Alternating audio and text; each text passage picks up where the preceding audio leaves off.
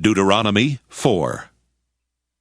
So now, Israel, give heed to the statutes and ordinances that I am teaching you to observe, so that you may live to enter and occupy the land that the Lord, the God of your ancestors, is giving you. You must neither add anything to what I command you, nor take away anything from it, but keep the commandments of the Lord your God, with which I am charging you. You have seen for yourselves what the Lord did with regard to the Baal of Peor, how the Lord your God destroyed from among you everyone who followed the Baal of Peor, while those of you who held fast to the Lord your God are all alive today. See, just as the Lord my God has charged me, I now teach you statutes and ordinances for you to observe in the land that you are about to enter and occupy. You must observe them diligently, for this will show your wisdom and discernment to the peoples, who, when they hear all these statutes, will say, "Surely this great nation is a wise and discerning people."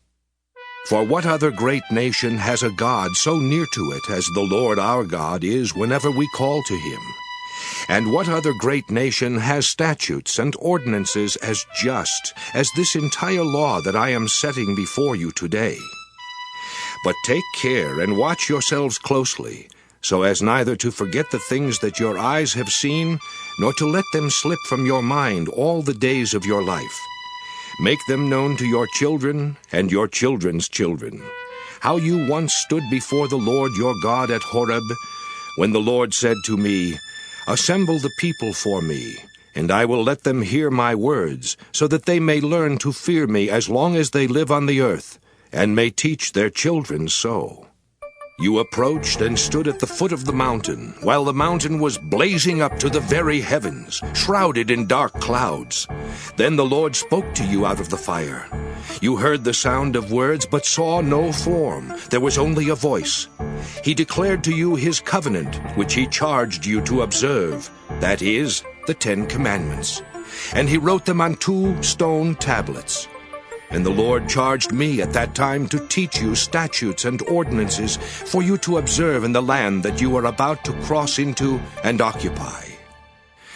Since you saw no form when the Lord spoke to you at Horeb out of the fire, take care and watch yourselves closely, so that you do not act corruptly by making an idol for yourselves in the form of any figure, the likeness of male or female, the likeness of any animal that is on the earth, the likeness of any winged bird that flies in the air, the likeness of anything that creeps on the ground, the likeness of any fish that is in the water under the earth.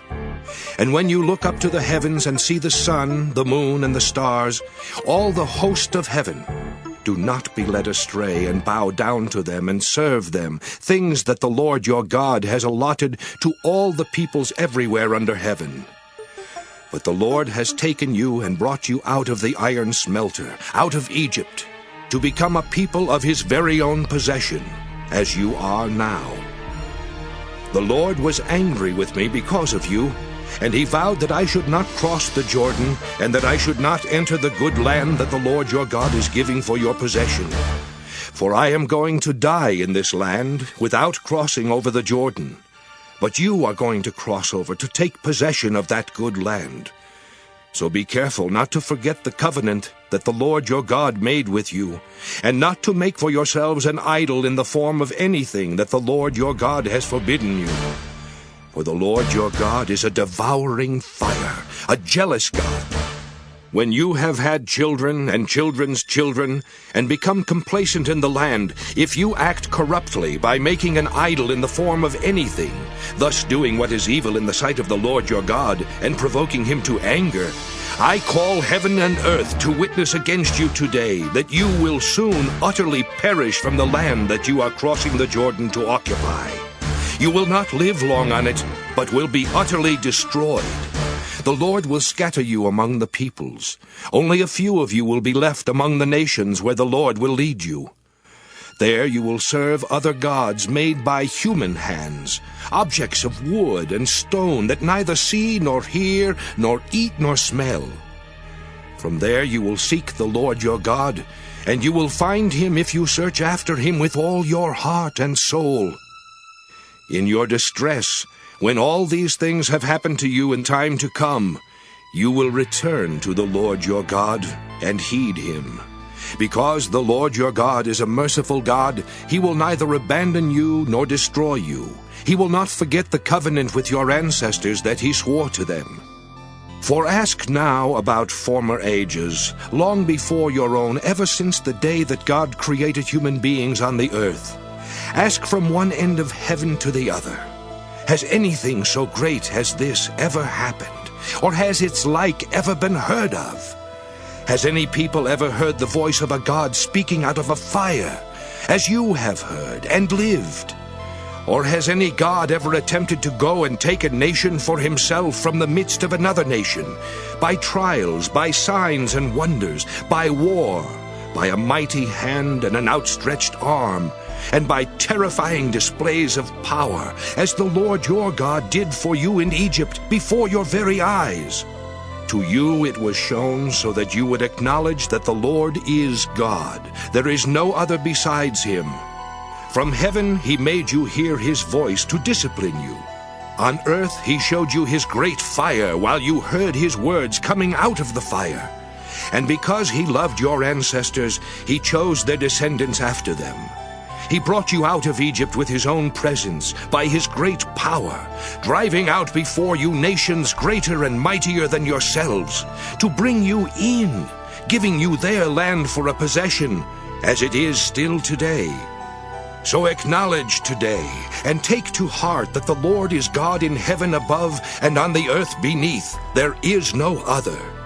Keep his statutes and his commandments, which I am commanding you today for your own well-being and that of your descendants after you, so that you may long remain in the land that the Lord your God is giving you for all time. Then Moses set apart on the east side of the Jordan 3 cities, to which a homicide could flee, someone who unintentionally kills another person, the two not having been at enmity before. The homicide could flee to one of these cities and live: Bezer in the wilderness, on the tableland, belonging to the Reubenites; Ramoth in Gilead, belonging to the Gadites; and Golan in Bashan, belonging to the Manassites. This is the law that Moses set before the Israelites. These are the decrees and the statutes and ordinances that Moses spoke to the Israelites when they had come out of Egypt, beyond the Jordan in the valley opposite Beth Peor, in the land of King Sihon of the Amorites, who reigned at Heshbon, whom Moses and the Israelites defeated when they came out of Egypt. They occupied his land and the land of King Og of Bashan, the 2 kings of the Amorites on the eastern side of the Jordan, from Aroer, which is on the edge of the Wadi Arnon, as far as Mount Sirion, that is Hermon, together with all the Arabah on the east side of the Jordan, as far as the sea of the Arabah under the slopes of Pisgah.